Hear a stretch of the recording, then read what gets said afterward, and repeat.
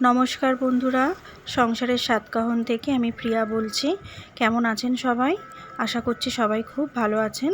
আমিও খুব ভালো আছি। আজকে সন্ধেবেলায় নিশানকে নিয়ে চললাম গ্রসারির কিছু জিনিসপত্র কিনতে।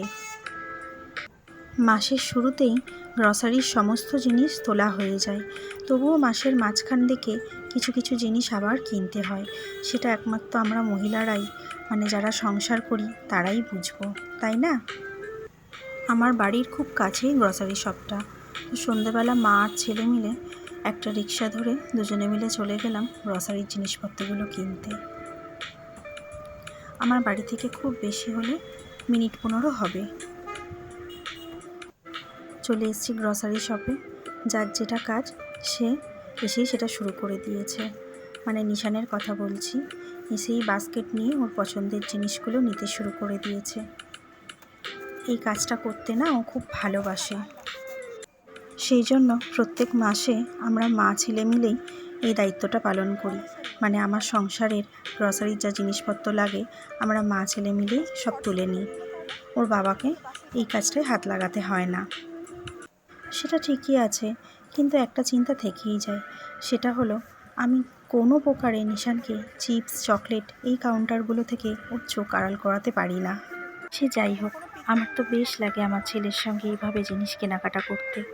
আমি নিশানকে বলি, যখন আমার বয়স হয়ে যাবে, আরও মাথার চুলগুলো কাঁচা পাকা হয়ে যাবে, তখনও তুই আর আমি দুজনে মিলে এইভাবে জিনিস কেনাকাটা করব। কি জানি আমার এই চিন্তাভাবনাগুলো ভবিষ্যতে বাস্তবে রূপ পাবে কি না। কারণ এখনকার সঙ্গে তখনকার তো কোনো মিল থাকবে না। হয়তো বড় হয়ে যাবে, যখন কাজে ব্যস্ত থাকবে, বন্ধুদের সঙ্গে ব্যস্ত থাকবে, তখন হয়তো মায়ের জন্য সময় নাও থাকতে পারে। আসলে এটাই হয়, যখন বাচ্চারা বড় হয়ে যায় তখন শুধু বাবা মা কেন্দ্রিক ওদের জগৎ হয় না। বন্ধুবান্ধব থাকে, পড়াশোনা থাকে, আরও অনেক কিছু থাকে।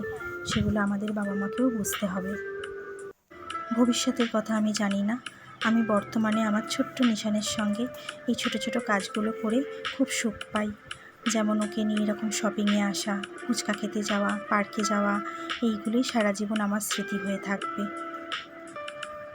নিশান যখন সবে সবে হাঁটতে শিখেছিল, টলোমলো পায়ে হাঁটতো, তখন থেকে আমরা দুজনে মিলে আমাদের পাড়ার দুর্গা ঠাকুরগুলো দেখতাম। আমাদের পাড়ায় অনেক দুর্গা ঠাকুর ওঠে। এমনি বেহালা দুর্গাপুজোর জন্য খুব ফেমাস। ওর সেই ছোট্টবেলা থেকে আমরা মা ছেলে দুজনে মিলে এই ছোট ছোট কাজগুলো সব করি। আপনারা আশীর্বাদ করুন, আমাদের মা ছেলের এই বন্ডিংটা যেন সারা জীবন থাকে। কমপ্লিট হয়ে গেছে আমাদের সমস্ত জিনিস নেওয়া। এবার বিলিং কাউন্টারে গিয়ে জিনিসগুলোকে বিল করিয়ে নেব। আজকের ভিডিওটা কেমন লাগলো সবাই অবশ্যই জানাবেন। আমার ভিডিও যদি ভালো লেগে থাকে তাহলে চ্যানেলটাকে একটা লাইক, কমেন্ট, শেয়ার আর সাবস্ক্রাইব করে দেবেন। পাশে থাকা বেল আইকনটিকে প্রেস করে দেবেন, তাহলে আমি যখন যা ভিডিওর আপডেট দেব সব আপনারা পেয়ে যাবেন। ধন্যবাদ। আজকের মতো ভিডিওটা এখানেই শেষ করছি।